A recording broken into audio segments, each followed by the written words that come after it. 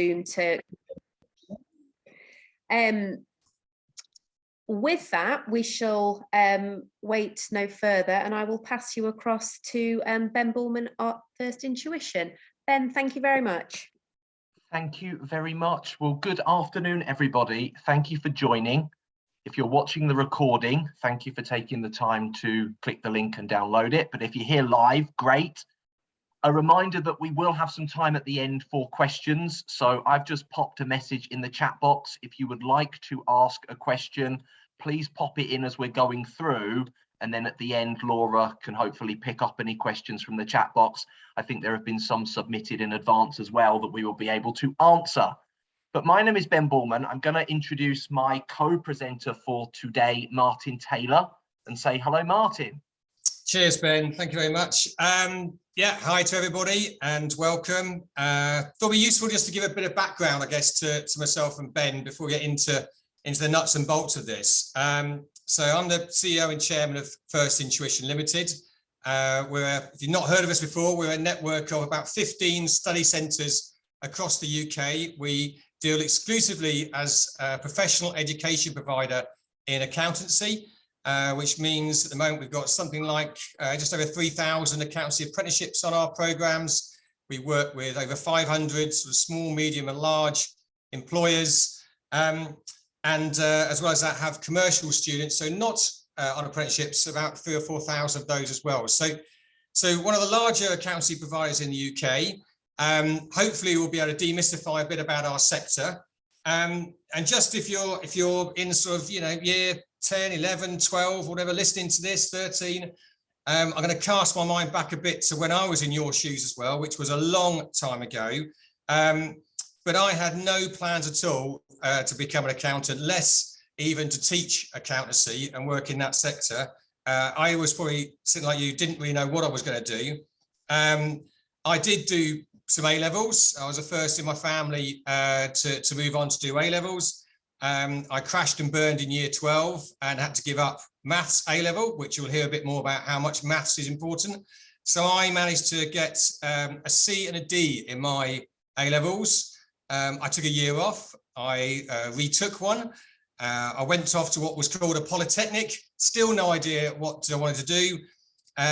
Sort of just about fell into a job in finance at a company called Motorola about 7 years ago.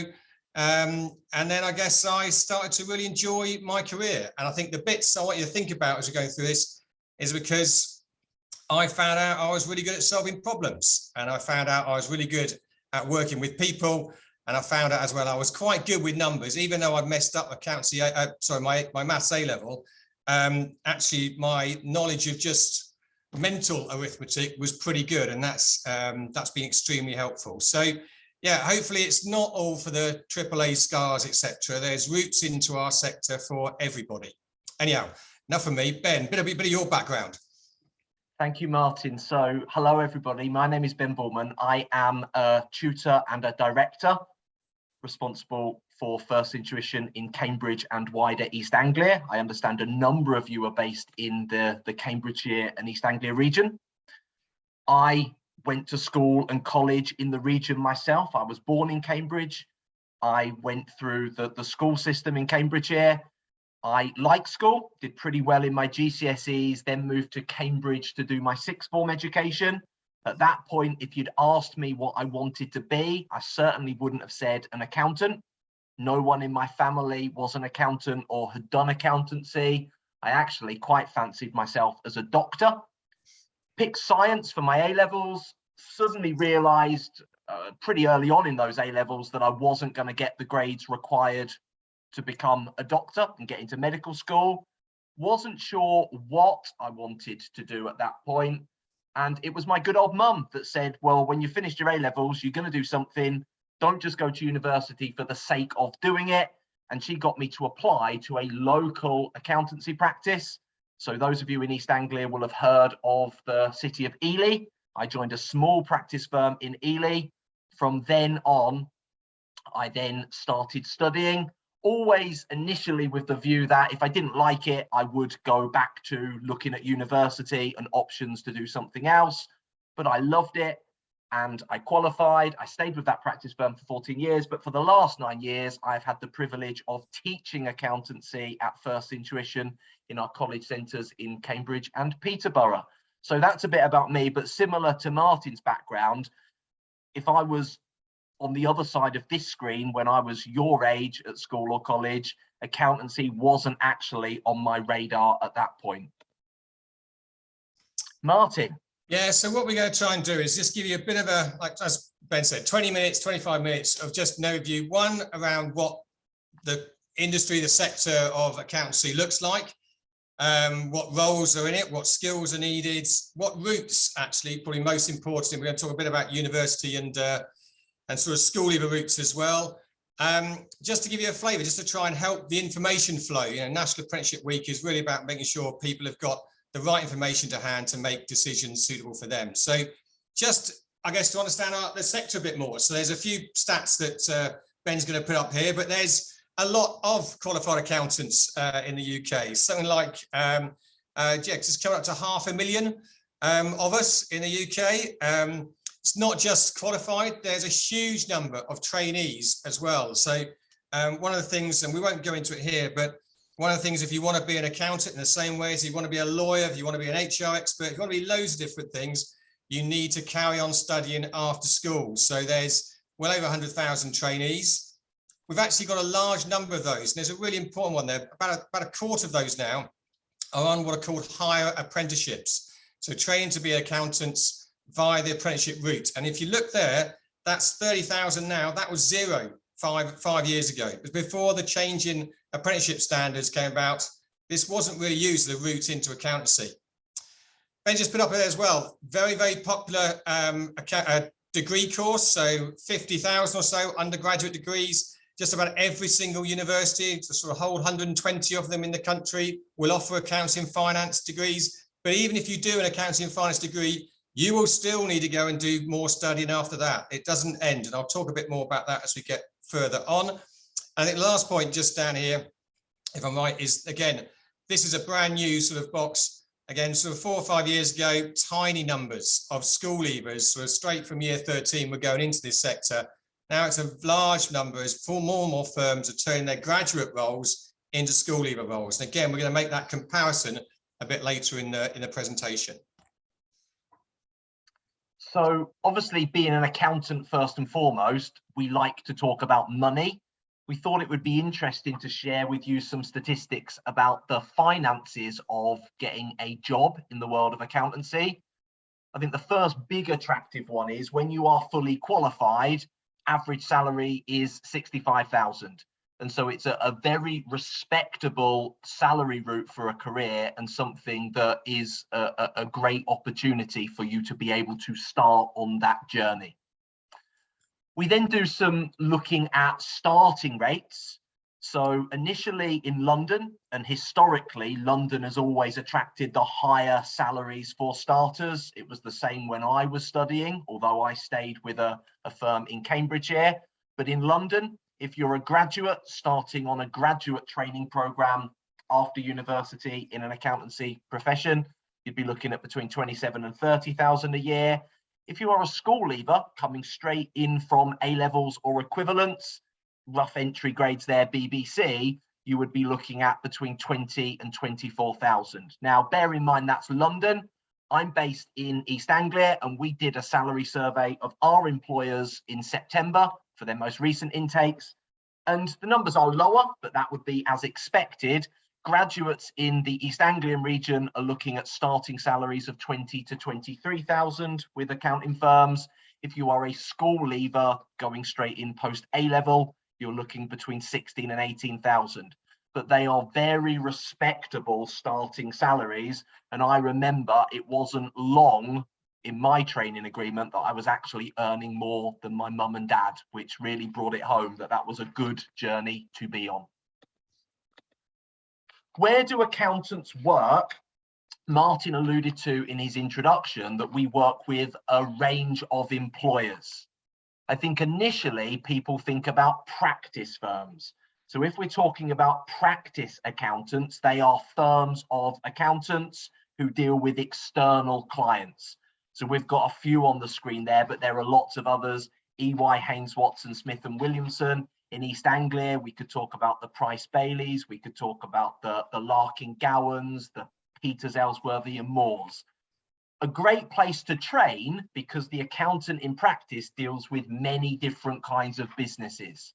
And so that gives you a good grounding in a rounded area of all kinds of accounts, tax and finance work.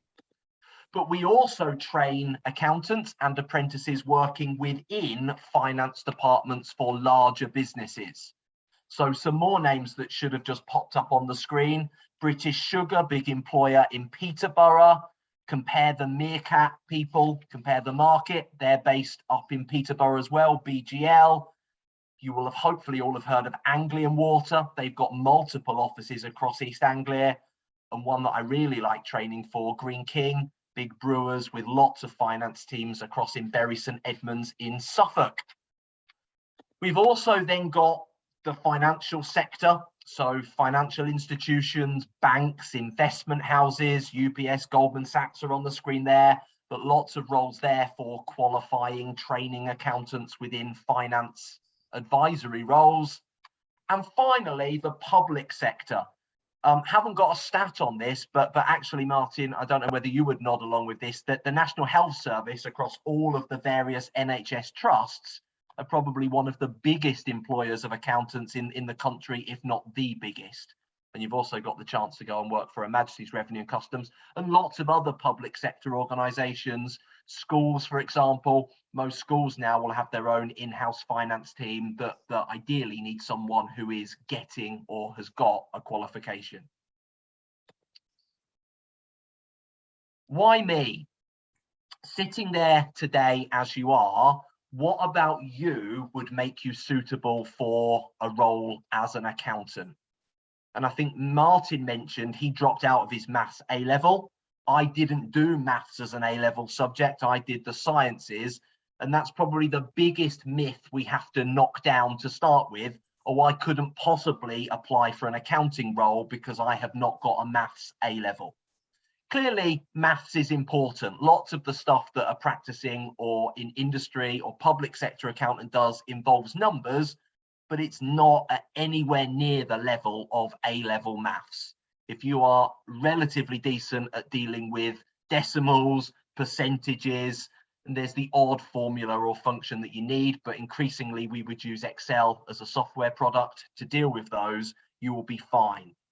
Something employers will look for is your ability to deal with data, statistics, which is actually why they like to recruit from the geography and science background, because those people have got analytical skills. They might have had to do some work at school or college on statistics in geography. I vividly remember in my geography A-level being on beaches in Norfolk, measuring stone sizes as they went up and down the beach and collating that data and then presenting it. And that's a more important skill for an accountant than being able to do the higher level maths at A-level. Foreign languages are increasingly attractive.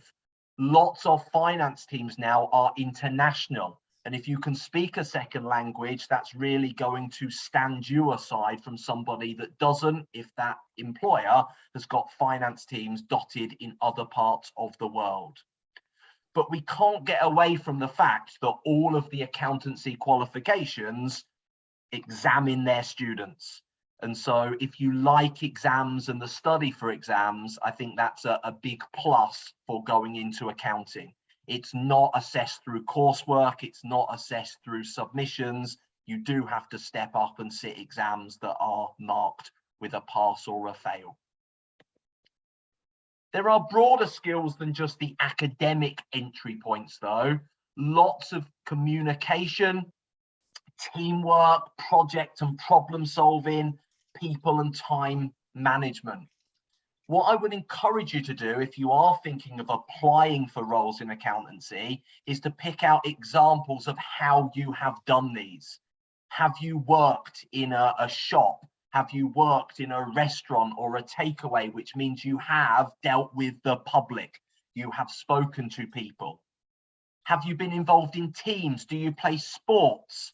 Have you been involved in planning for fixtures? Do you play a musical instrument, in which case you can talk about your ability to learn, your ability to pick up additional things, and try and make it stand out as practical.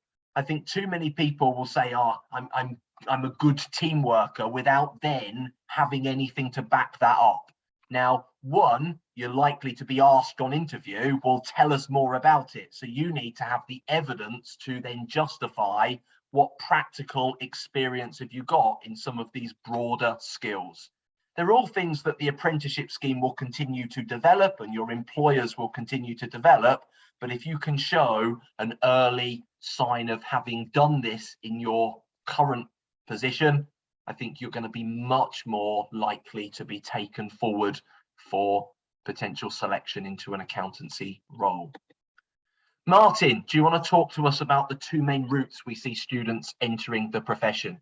Yeah, so I think just to follow on though, Ben, from what you were just saying there, I think it's just to sort of wrap up those sort of skills things. I think I just look at sort of an early career. So to me, up until you're sort of 25, 27, in finance, it's just a really good basis for anything in business. That's really what I'd say. If you want to, it's like the language of business. If you understand finance, you understand accounting, whatever you want to do, run your own company, set up your own company, be an entrepreneur, all really, really helpful to have been through this sort of understanding and training.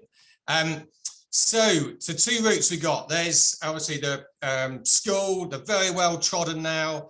50% of people do this, school to university and then into employment. That's one well-known route, and I'll talk about that. And then there's, I guess, this new and increasingly relevant route, definitely to our sector, but more and more. I mean, we're talking about accountancy here, but if you're interested in going to law, if you're interested in going into engineering, if you're interested in going into HR, if you're interested in going to marketing, there will be routes from year 13 into employers with degree apprenticeships, with apprenticeships in all those subjects. So if you know what it is you want to do, if it's not accountancy, I would firmly recommend that you go and look at this route in as far as schools into employment rather than the university routes. So what we're going to do, look at the comparison of these two. So this is a brand new slide off the press this afternoon. So God knows if it worked or not, but here we go. So you've got the two routes at the top, the school to university and then the school to employer route. Okay, so if you go to university, the availability of roles, okay, so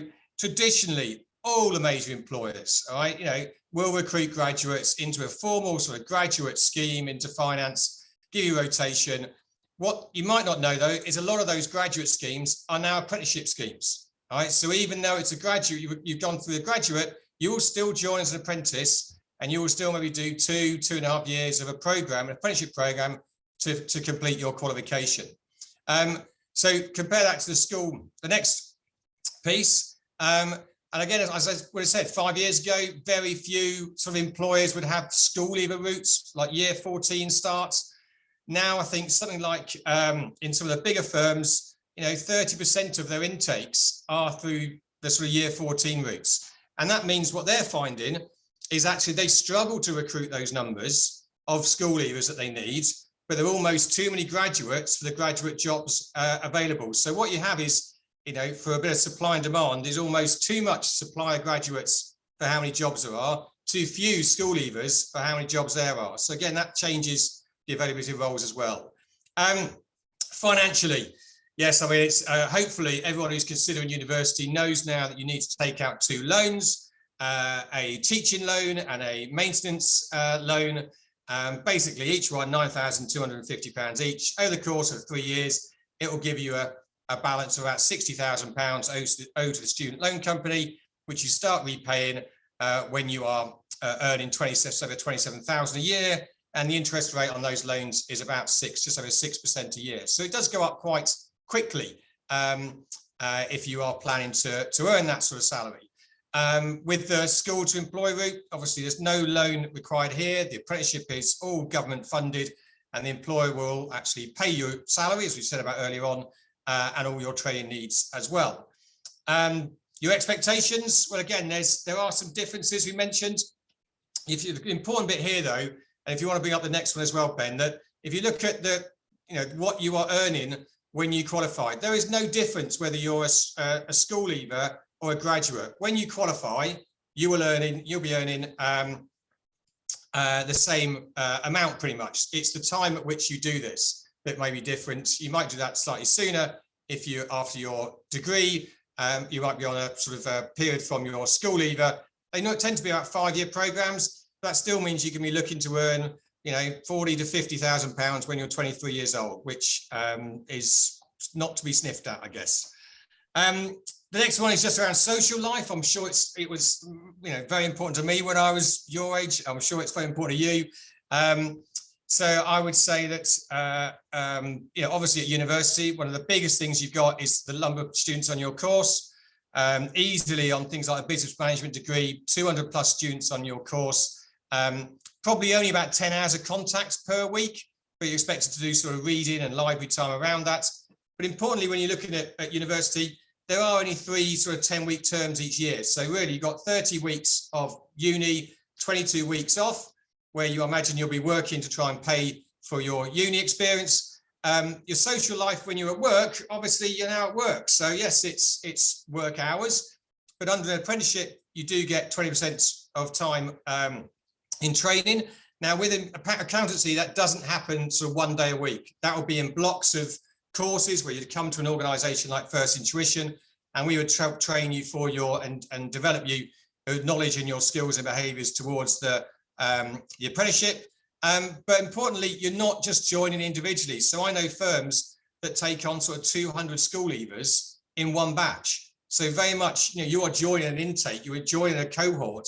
And if you want that experience, you can get those in the workplace as well. And the very last one to think about when you think, do you want to live at home or do you want to move away? Well, that has no difference. I know many, many people who live at home and go to university, loads who have moved away. That would be exactly the same whether you were following a sort of university route or an employer route. So the next one I hear a lot, and maybe more from parents actually, than I do from individual sort of teenagers. I understand the academic rigor. So apprenticeships, surely they're not as academically rigorous as a university route. So I'll try to put this together just to give an indication. Now, just to let you know, level 3 qualifications, that is what we call in the UK, basically A-levels. A-levels are level 3 qualifications. GCSEs are level 2. And then, if you finish your level 3 and you wanted to move on to a university, as I said, would be a sort of 3 years. In the universities, you would cover level 4, level 5, and level 6. But if you moved on from that degree, as we said before, you would still probably join an apprenticeship. So that apprenticeship that we know that's the qualifying one is what's called a level 7 professional accountant apprenticeship. So level 7 is the same as a master's degree. So now if you compare that university route to the sort of the school leaver route where we go direct into work, we do what's called a level 4 professional accountant apprenticeship. Okay, that would take about 15 months. And then you'd move on to that level 7 as well. So you actually get to, so just move these along now, Ben, because I think you actually get to the same qualification point. Indeed, if you've done the level 7 program, you've gone beyond the academic rigor of an undergraduate degree. So, apprenticeships now are not sort of all the sort of straightforward, just it's dumbed down versus university. This actually goes beyond a university program. Right, where we go now, Ben? So apprenticeships really are the dominant way that employers want people to gain their professional qualification. And I think a big takeaway from what Martin said so far this afternoon is whether you go to an employer now, post A-level or even post GCSE, or you go to uni and then you join an employer, chances are either route is going to see you signing up to an apprenticeship scheme, whether it's the level 3, 4, or 7 that is offered in the world of accounting. Apprenticeships really have revolutionized the way that employers train their staff. So there are a number of factors that mean it really is the best way for you to learn whilst you are on the job. The fact that you get paid and you are earning, and yes, you might hear people talk about apprenticeship wage. That's a generic wage across all apprenticeships, across all sectors. But in my experience, and Martin, I don't know if you're going to nod along to this, in the world of accountancy, the salary and the wages are at a higher level than the minimum the government would say you have to pay an apprentice. So don't feel just because you are on an apprenticeship program, you are being underpaid by your employer in the accounting and finance sector. The nature of an apprenticeship means that you are coached and supported. You will have a provider, First Intuition are one, but there are other providers of apprenticeships obviously across the country, but they will support you. You will have coach that comes in, that speaks to you on regular basis to make sure that you are moving through the professional qualification as you should do. A big advantage over the apprenticeship to doing anything that you could do yourself is that your employer is committed to giving you working paid hours to do the study. So Martin mentioned 20%, and there would be a structured program that you would get so many days at college. It could be days per week, it could be blocks. And we have lots of employers that actually send their apprentices on study courses for blocks of a couple of weeks, and then they're back in the workplace for the rest of their time.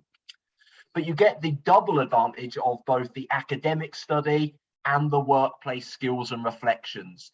The apprenticeships are all framed around you reflecting back on the skills that you've learned being developed on the job. And something like accountancy is vocational. Accountancy, yes, you can learn theory in a textbook, but you can only really learn how to do a tax return or how to do a set of accounts by actually doing them for a business or for a client. And as we said, all of the qualifications are exam based. So the apprenticeship gets you the route through the exams and to get the professional qualification. What about your options? Well, my advice at your age is keep your options open. I fear that you can be massively funneled down a particular direction. And so at this stage, I would not be advocating not applying to universities, certainly going on a bit of a road trip and having a look around different parts of the country. Which campuses attract you? Which cities or towns do you affiliate with? And go and see what they've got to offer. Go and hear from as many people as possible. If you're looking for that employment and apprenticeship route, go and do some research. Look at employers in your particular town or city, and there are loads of them. I know predominantly today on the call, we've got people based in East Anglia. It's where I'm based. There are loads of employers that are taking on apprentices and are actively looking from now. If you're not sure what to do, like I was when I was doing my A-levels, you can consider a gap year, but don't see that gap year as a chance to really do nothing. Make sure that you are getting the most from the gap year and actually doing something that will add to your CV. You can always back out. This is the big message. If you get a job and you don't like it, you can apply for uni the following year. That was my backup plan. If you go to uni and you don't like it, it's harder to come back out and get a job at that point. But we have that regularly, Martin, don't we? Someone that's gone to uni for a couple of years and for whatever reason, it hasn't worked out. So they then come back and look for a job role. But the last message on the screen, and this is actually quite a weird message to give. If you are sitting there today thinking, I am definitely wanting to be an accountant in my career, I would advocate not going to university and doing an accounting degree. Something that we see very often these days is someone that's gone to uni to do accounting, great, and they will come out and actually say, my degree was affiliated with one of the professional bodies, and I can't get that certificate yet because I now need to go and do 3 years of practical workplace experience and probably still sit another 4 or 5 exams. So bizarrely, you come out of uni having done that for 3 years, but you need a further 3 years of practical experience before you will get your ticket and your certificate on the wall that says, I am a chartered accountant. Next steps. If you are looking at the university route, start thinking where. Do you want to go to a big city? Do you want to go to a city that's close to where you currently live, or do you want to go to somewhere else in the UK? What are the facilities that they've got on offer? Is there anything else? And university is great for getting a degree, but it's also great for broadening your other skills. If you're a sports player, what's the sports team like? What's the facilities like? If you're musical or you're into drama, what are the extracurricular offering that a particular university has got? They all offer similar courses, so the accounting courses are similar. The one thing I would say on that is ask them about their affiliation with professional qualifications. Are they affiliated to an institute like the ACCA or the ICAW or CIMA? If it's employers, get a list. Start forming your list of employers that you can contact. As the slide says, the Times 100 Best Graduate Employer list all have school leaver programs as well. So that's not a bad starting point. You can do your own research on Google, but don't just limit it to firms of accountants. Yes, they will have cohorts and intakes, but as my slide earlier said, there are as many apprentice accountants studying with Anglian Water and British Sugar and BGL than there are with the practice firms. If you're looking for the gap year, not going to uni is a nice place to start forming some plans, but really try and get as much out of that gap year as you can do. Don't see it as a chance just to have a year's holiday. Part of it will be that experience, but try and get some skills, something that's going to add value to your application, because after the gap year, you're either going to be applying for a job and an apprenticeship or applying for uni. So do something that will at least add to that application. If you would like to find out more, lots of information on our website. So these are links, and hopefully the slides will be circulated with the recording from today. So you can click on the link, go and check out. If you Google First Intuition, our website will come up. We've got lots of stuff contained in our FI Hub, free blogs, free advice, particularly around finding a job and employment. In East Anglia, we're running an accountancy academy in July. So this is being run virtual. It will be on Zoom like today is. We're running, I think there are 5 separate sessions that you can register for. If you click the link there, you can register to come along. We will have employers coming to talk about what they are looking for in accountancy recruits. We will have tutors from our accountancy department coming in to talk and give you a flavour of what it's like being in one of our accountancy classes. We'll do some of the skills and behaviours, thinking about the other side of just the technical accounting, but the ability to communicate, to work in a team, to problem solve.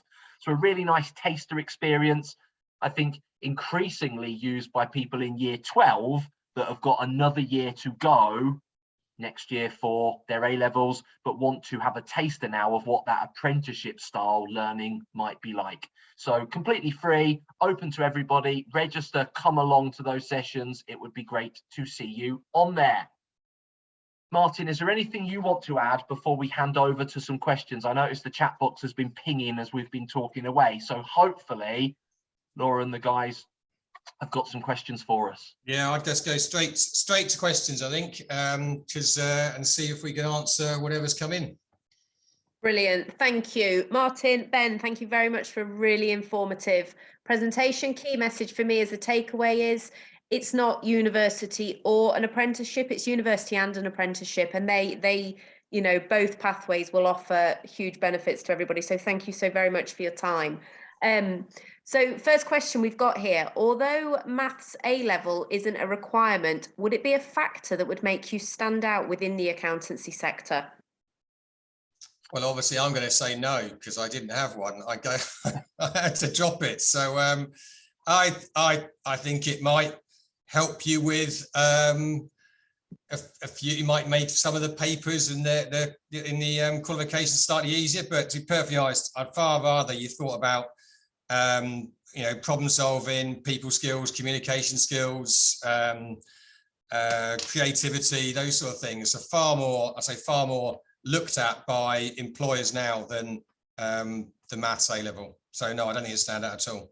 If I can chip in there, I don't think a maths A-level is going to disadvantage you, and it's something you would certainly want to put on your CV alongside other A-levels. But I suppose it comes back a bit to the grades as well. if it's a maths A level, but you weren't really at the top of your game in maths, and so you've got a C, versus a geography or something that maybe has sparked a bit more interest, that you've got a higher grade in at A level, then clearly the grades count as well. Lots of employers do look at UCAS points, even though UCAS is an entry requirement for university. Employers are aware of how that UCAS system works, and they will quite often have their own UCAS points to get on our program. So think more about the UCAS points. As Martin said, though, when it comes to standing you out, the UCAS points that you've got from whatever subjects you've done will get you so far. But what really distinguishes you in the competitive world of employment is something else, something that is a skill that you can demonstrate, that team sport, that musical instrument, that foreign language, that job that you've got for yourself that means you have dealt with the public, you've turned up on time for something before, you've actually started with them in the job that hopefully will be your career going forward. Thank you. We've got, will there be a recording of the webinar? Yes, we'll circulate that along with the slides following today's session. What type of accountancy specialisms are there? Shall I pick this one up, Martin? There are lots. Yeah, I was going to say keep it high level, Ben, is all I'd say. All of the qualifications have got a breadth. So in all of the qualifications, you will do some elements of study in tax or in financial reporting or in management accounting. It's really once you've qualified and you've got that baseline certificate, you maybe can then specialize in your career. So I'm not going to talk loads about the different options, but forensic accounting is one. We've actually got one of our colleagues that's leaving our teaching as an accountant to go and work for the police. And very quickly, she will be on a pathway where she's using those accountancy skills to look at sophisticated financial and organized crime. You can work within tax, as I say, audit, lots of regulated environments. So it's very broad, but the skills are actually life skills. And I think Martin alluded to that earlier. A career in politics is no bad thing to have an accountancy background behind you. There is some stat that on boards of directors, a number of managing directors are actually themselves qualified accountants, because it gives you a very good perspective of business. Thank you. Are there any recommended universities to join because of the quality of their accountancy degrees? And if so, what degrees are recommended? Would data analytics be a good one to pursue due to the rapidly approaching automation of data management, etc., within accountancy roles? Okay, so just to give you, and I'm not trying to rubbish universities here at all, but to give you a bit of an example, on accounting and finance degree, I think Newcastle University has the highest number of qualified accountants that live on it, and that's about 9. To put that in context, First Intuition's got something like 70 tutors who are qualified accountants. The universities, which ones are best, you can't tell from the grades they ask for, because the grades asking for 3 A stars doesn't mean it's the best course. That just means they've got more demand for that course. So I think Ben hit it on the head earlier on. If you want to go into finance and accountancy, don't do an accountancy and finance degree. The point about data analytics, fantastic, very relevant to careers in business and finance. Again, I'll be looking at how relevant and up to date and contemporary that syllabus is versus, has it all gone out of date? But I think that the biggest difference for me is the Russell Group universities in accountancy and finance tend to be more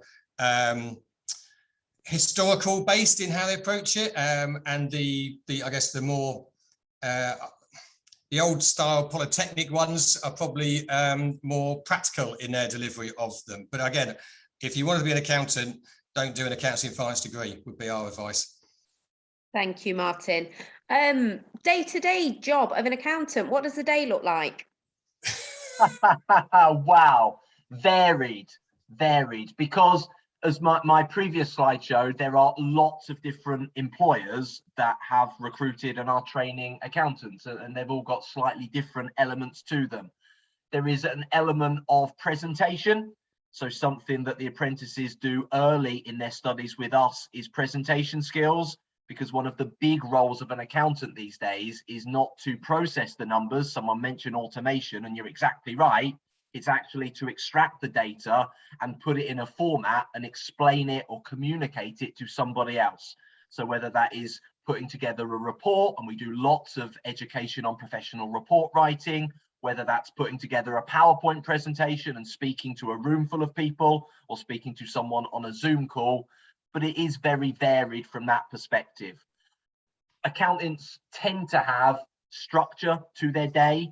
So there tends to be a reporting cycle. Some of those report to various points of the month. Some of them, obviously, if they're doing annual accounts, report to annual cycles. And if you train in practice like I did, if you work in the world of audit, I got to go and experience a plethora of businesses. So my life was out traveling. I was traveling across the country, working with the audit department, auditing a range of businesses. So every day was different. Thank you, Ben. Our final two questions complement one another. So the first one is, when applying for accountancy careers, what's the most important thing to include on CVs? And are there any keywords or experiences that would stand out? Followed by, whereabouts where are most of the accountancy apprenticeship jobs advertised? Okay, I'll have a go first, and Ben, you can pop in so on what I've missed or whatever. But the first remark's the most important thing. I think that you demonstrate a passion that you really want to do this. I think the biggest and most important thing is that you've done some research on the company that you're applying to. You've thought about the role you're applying to, and we've talked to you about the skills that they expect to see. You've related your own experiences and thought about that and how you're going to help that firm. I think that's one of the biggest things that I see people make a mistake is they go into trying to apply for roles and they think about how's the firm going to help them, and that's just the wrong way around. You're after someone paying you £20,000 when you don't know anything at the moment. So it's how can you help them, and that's, if you can get that sort of fixed in your head, I think that's really important. The second bit about where to find the jobs, it's incredibly frustrating that we have a sort of UCAS platform where you can clearly find all 120 universities and courses, etc. There isn't such a thing for finding, these sort of roles on apprenticeships within companies. So I think back to the slide that Ben showed, the two things I would firmly recommend you is, one, you can register for free with the Times 100 graduate employers. With them, most of those organisations will have school leaver programs, and you can go and look through biggest employers in the country of early careers.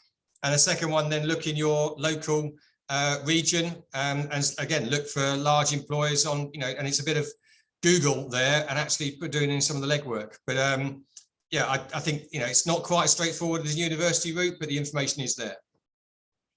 I would just add to that, the government website, Find an Apprenticeship, the .gov UK website, not used by every employer because some employers do their own kind of advertising, but there are a number of placements on there.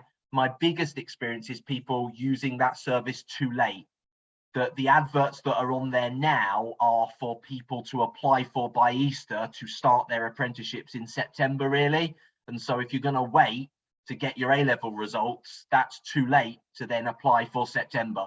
You need to be doing it in the same cycle that you would be applying for the universities, and making sure that you have got your name out there by Easter if you want to be considered for their September starts. If not, it might be a really sorry, all the places are filled for this year's apprenticeship intake. Thank you, Ben. Words absolutely out my mouth with that there. Couldn't agree more with the .gov website. That comes to the end of the questions we've got on there. So I'd just like to take this opportunity to thank First Intuition for presenting this. I hope everybody's found it an informative session. I certainly have. As I said earlier, we will be circulating recording and slides from today, and I wish you all a lovely evening. Thank you very much. Take care. Bye-bye. Thank you.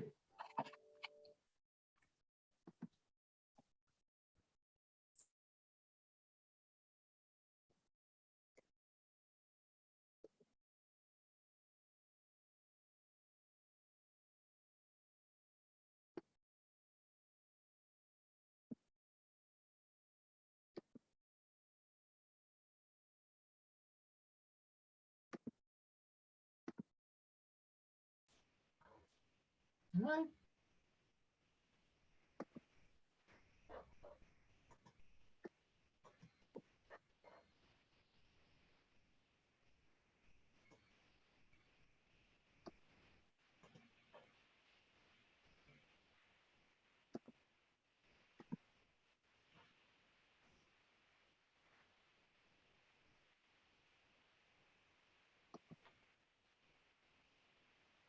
Laura?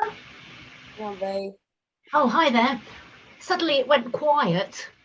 I'm just trying to the room. Bear with me one moment. That's all right, no problem. I tell you what, I was really interested in that. I think it's just us now, guys. I've put there were two that were hanging on, and I've just popped them back in the waiting room. Oh, have you done it? I couldn't get them. I couldn't. Yeah, He's I've done still, it. he's still recording as well, Laura. Bear with.